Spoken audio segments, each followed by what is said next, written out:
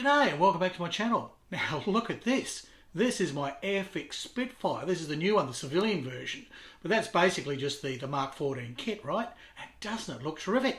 But hardly anything's glued. Like there's just tiny things are glued there that would fall off. That is dry fit together, and I've just put a little bit of Tamiya tape on to hold it in place. And there's a little bit of liquid tape here and there, parts that might have fallen off, but I need to pull them apart later. Liquid tape's like a contact adhesive that I use, which is really good. You put parts together, then you can pull them apart if you want to paint them. But that essentially is a dry fit of the Airfix kit. Now, plenty of people whinge about this kit. Oh, it doesn't fit. Oh, the wing roots. Oh, my wing roots are fine. There's no glue. My wing roots are fine. Oh, yeah, but there's a panel at front here. No. Mine fits perfectly. It spans over correctly. It matches both sides. It's got some largest panel lines, but they're in keeping with the rest of the kit. They'll be fine. The blisters don't fit. Yes, they do. Mine just click in. They fit fine. Everything on this fits. Well done, Mr. Airfix. So, how is it that my Airfix kit goes together and other people are having problems? Well, there's some simple reasons. It's not a shake and bake kit. You do need to clean a few parts up, and there's a few tips and tricks to make sure that you get things lined up and get them correct. That's called modelling.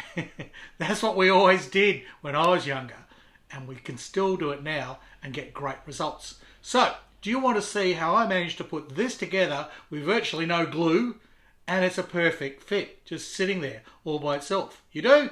All right, roll the music.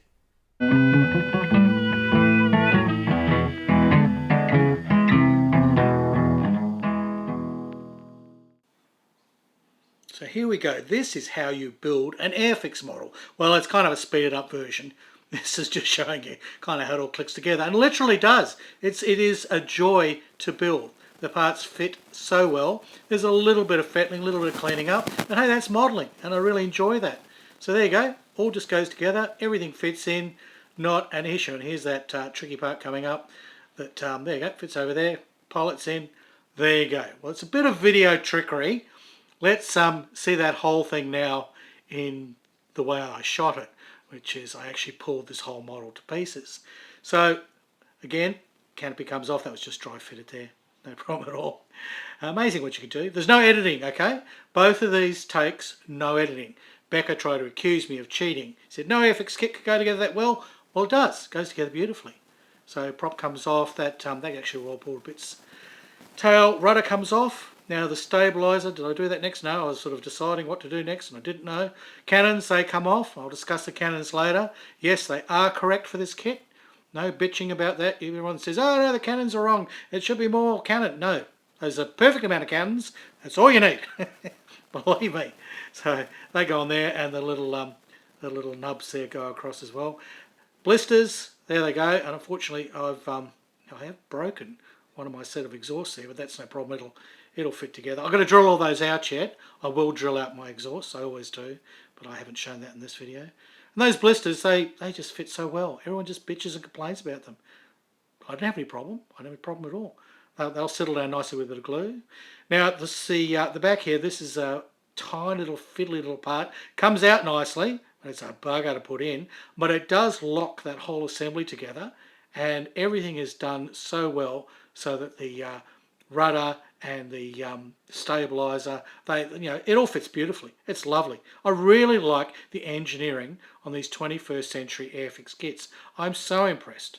I mean, okay, yes, I've seen the Tamiya models. I know everyone raves about them. And sure, Airfix panel lines are a bit thick and the kit plastic's a bit thick, but these kits look lovely. By the time I've got some paint on this, it'll look as good as anything else there in the market. Believe you me. So wings come off. They were just all dry fitted, and as I'll show you shortly, once you've actually assembled the kit correctly, you will have no wing root problems at all. Those wing roots, they'll just simply disappear. But it's all in the way that you assemble the kit. So see, now that we've loosened up that whole assembly there, we're starting to get a gap in our wing root. Sure, but before we didn't. No, none at all. So that's the thing. The kit is built to very fine tolerances. It's all done with computers these days. It's all CAD drawings. So there you go. Off comes that. Off comes this. Oh, look. It's so sad to see it fall apart.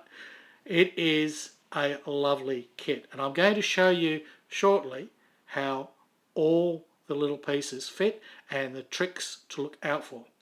This cockpit is just a joy. Oh, here I forgot that I still got a little bit of sticky tape there. Yeah, take that bit off there, you dickhead. Yeah, okay, now it comes apart, and the spinner assembly there, I just had that liquid taped in to hold in place.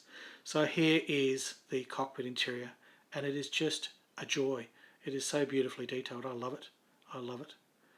No need to buy an Aries, resin interior and whack it in there, which won't fit, and then you'll have to sand the bloody thing down and give yourself all cancer from all the resin dust. No need to do that at all. Airfix interior is perfectly acceptable. Look at that, see? Only a dry fit. Nothing was glued. So how about that? That's the Airfix kit, and that's how I pulled it apart. Alright, so that's how she went together, but why is my kit so smooth, and how have I accomplished that without having to add shims and bits and heaps of putty and all the rest of it, which is what a lot of the other people on YouTube have been saying. You know, you've got to basically add all this stuff and do all these corrections. No, you don't. Okay, let's look at one common complaint, and that is there's this piece that goes over here, all right? I believe it's an armoured piece that covers the tank. Now, yes, the panel lines will be a little bit obtuse, okay? But the trick is you need to have the cockpit interior inside. This changes a lot of things. This will push out the fuselage so the wing roots fit. If you just do a dry fit of this and you don't put in the cockpit, right, you probably end up with gaps in your wing roots. You think, oh, I've got to fill those, oh, dress, drama, end of the world. Well, no, you need to build the kit as Airfix suggests. So once you've got that interior in, it pushes out the edges here, and then basically your wings will fit perfectly, as mine did. Now it also changes the width on here. Now this is a moulding error. Well, it's just a function of plastic, really, that this part tends to bend inwards. And yes, if you cut it off the sprue and put it on here, it'll be fine at the top, but at the bottom here, it's too narrow. This is what I did. Let's put a toothpick in there. In fact, I just friction fit tested, and it worked. And now that's just glued in there with white glue. You've got to make sure you put it at this end, which is close to the cockpit end, rather than that end, otherwise it sort of bangs into things. Now, all I did was I got my vernier calipers out and I measured what should be the width, okay? What should be the width. And then I basically deducted from that the width of the plastic, and then I slowly made, it only took me, well, I made it slightly too big and then I trimmed it down a bit. I was very careful, but then basically I got down to figuring out what it should be. And the other way is this plastic should be the same as that plastic, so you can do that trick and go, okay, it's going to be 16.6. Either way, whatever you use, whether you're using a rule or anything like that, eventually, a little bit of trial and error, you'll figure out what length toothpick you need to put in there. And once you have that, right, and that it's best at the back, as I said, it's best at the back I found. Once you have that and you place that part on there, really my cockpit's fallen out now, but just take my word for it, it does fit perfectly. You saw the photos when we did the whole dry fit, and it was fine. You know, there was absolutely no problems at all. And I mean, I'm not even rubber banding here, I've just got a couple of bits of tape on now. It's really all it needed. And the same with those wing roots, right? I don't have the cockpit in, and if I then basically try and put my wings on, there's a little bit, it's probably hard to see, but there is a little bit of gap in the wing roots. Once I put the cockpit in, oops, it's the trouble with everything being dry fit, you've got to be careful, it all falls apart. I'll be so much happier once I glue all this. Now that goes in to there. Yeah. Click, click, click, click. That's it. So once that's in, and you can feel it's a lot firmer there, it's splayed out these parts here that basically create your wing root.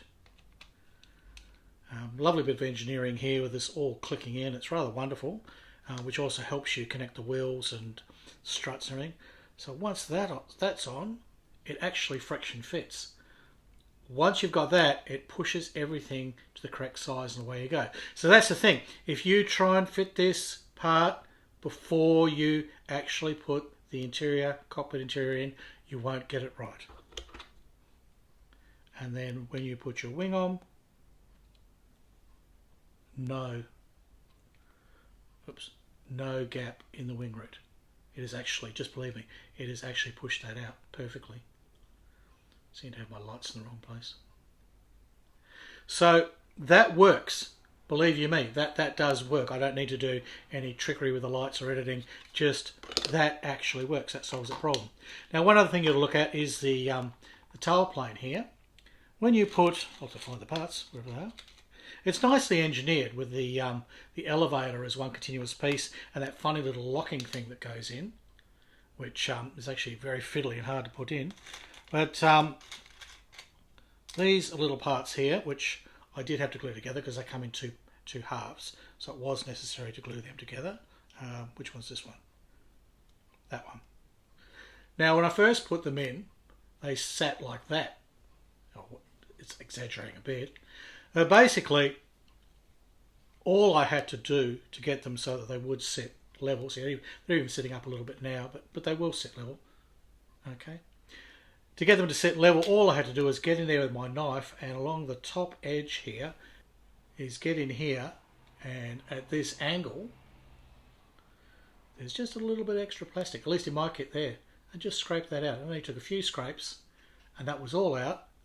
And then my little part, wherever it's got to, fits in perfectly, and it should be at right angles. And you know it will be anyway, because this clever arrangement with the elevator all as one piece tends to keep them all nice and level. It's a nice bit of engineering. I don't like this little part here. I don't like putting it in. I do like it when it's in, but putting it in is a real pain. It is a tiny little thing, and that fits in the end there, which locks in the elevator, and then it holds your tail plane in place. It's all very clever. It's very clever indeed. Now, because I'm doing the red version, I had to make sure I cut a little bit off the top here. That's indicated in the Airfix instructions. There's a little panel line there, quite a serious panel line, and you cut that off. Otherwise, your rudder will not fit. So just watch that. It's all in the instructions, and then the rudder will fit perfectly. Another thing I haven't done is I've got to take, I want to do this in flight, so I believe I've got to take these little rails off here. But for the purposes of that quick dry fit, I haven't done that yet. So I'll have to look at that, because I know some people said, the canopy doesn't fit. Well, again, read the instructions. Airfix clearly says if you're going to do a closed canopy, then you need to take this tiny little rail off there. So we will be doing that. That solves that problem. Apart from that, there's really no issues. Everything else was fine. I was worried when I cleaned up my my wing halves, because I basically just ran a file over those. I've got these files. I'll put them on the bench, and then I'll rub to make sure everything's level. And I really didn't have to do much cleaning up, but I made sure they were nice and straight.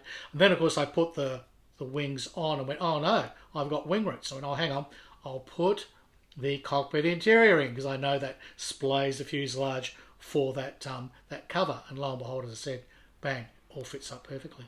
So no real issues there at all. Absolutely at all. I have glued these little parts in here only because that helps lock all the wings in. And I've got a sticky tape there, which is just holding my clear part in. And I didn't show the liquid tape. This looks like it's all glued up, but actually it isn't. Don't make a lawyer out of me. Yeah, it's liquid tape. Liquid tape is this contact adhesive, and it allows me to take these apart. Now just watch your prop when you put it in, because it fits into slots, and you've got to figure that out. Easiest way is find the square side of this little arrangement that is lined up to one of these little channels here, which is for the prop. And once you've found that, you find the square side here, which matches up to the prop, those two will mate up perfectly, and then it goes in. But no, this is just liquid tape, so I can do that. It pretty well holds together, and then I can do that. And you only put the tiniest bit on. And when I want to remove it, it comes off with Windex and water. So that allows me to do test fits and dry fits, things like that. Might even allow me, like, if I want to prime, say I want to prime the whole thing, whoops, and say I want to prime the whole thing, but I want to pull it apart later to paint things individually, well, I could use the liquid tape to basically put a whole lot of things together, prime, and then pull off these parts and separate them, and then paint them all individually, and then reassemble later. So liquid tape really is quite useful. Show them the bottle, Harry. Yes. There you go. So if you've got Micro Sol and Micro Set, which I don't particularly like, but a lot of people do, this is another product by them, Micro Liquid Tape. It's terrific stuff. Sort of like white glue, but you put it on each part, let it dry, and then the parts, as you saw, stick together, pull apart.